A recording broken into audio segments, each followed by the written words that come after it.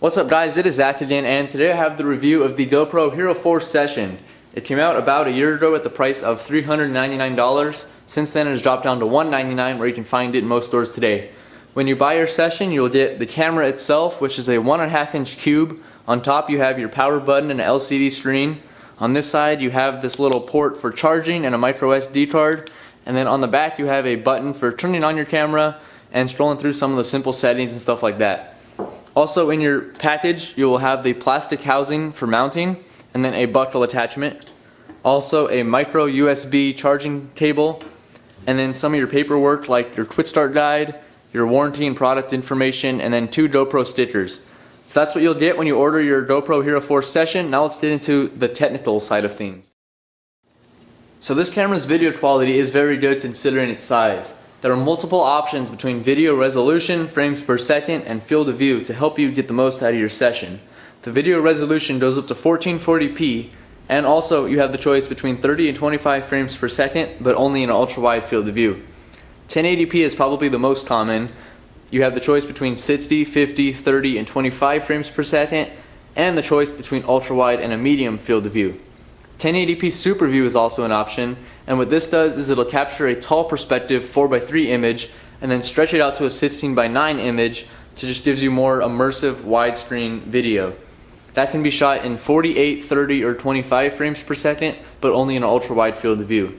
960p is also an option, can be shot in 60, 50, 30, or 25 frames per second, only in ultra-wide. 720p, another very common setting. It can be shot up to 100 frames per second, also in 60, 50, 30, and 25, and it has the options between ultra-wide and a medium field of view. 720p Superview, same thing as the 1080p Superview.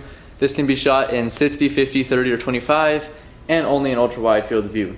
And then WVGA is the lowest video resolution, but this has the highest frames per second rate at 120, and this can only be shot in ultra-wide. The video format is H.264 code and .mp4 file format. So those are some of the video specs. Now we'll get into some of the photo stuff. So this camera's photo quality might not be as good as the video quality, but I do think it is still a cool tool to have. You have the choice between an 8 megapixel image at a wide field of view or a 5 megapixel image at a medium field of view.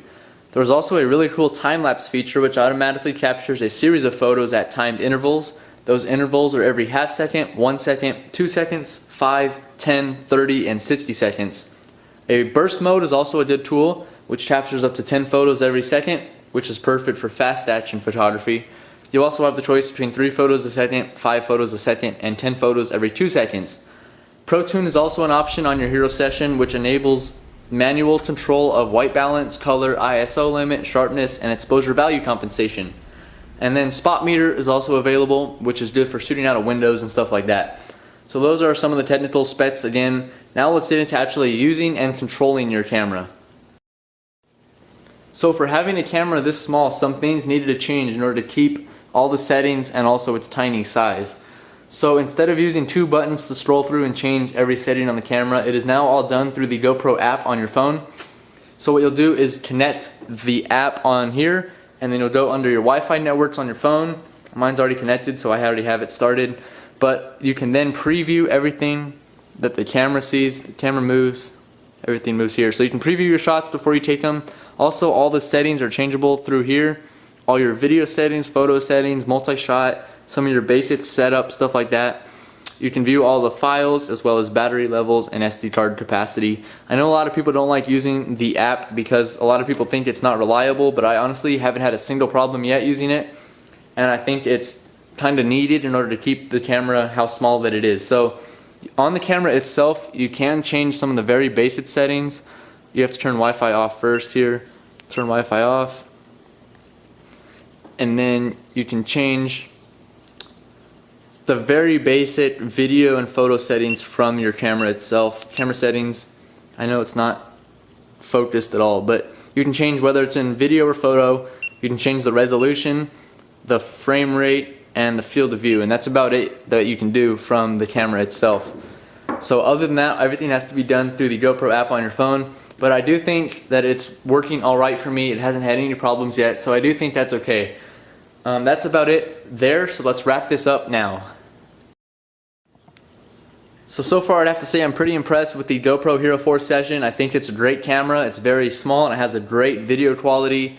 I love the accessibility and mounting options that it comes with. I have a couple sitting here, as you see, suction cups and poles and tripods and stuff like that. There are tons of available mounting options and stuff to use it with, and I think it's a great product so far, so I have to give them a thumbs up here.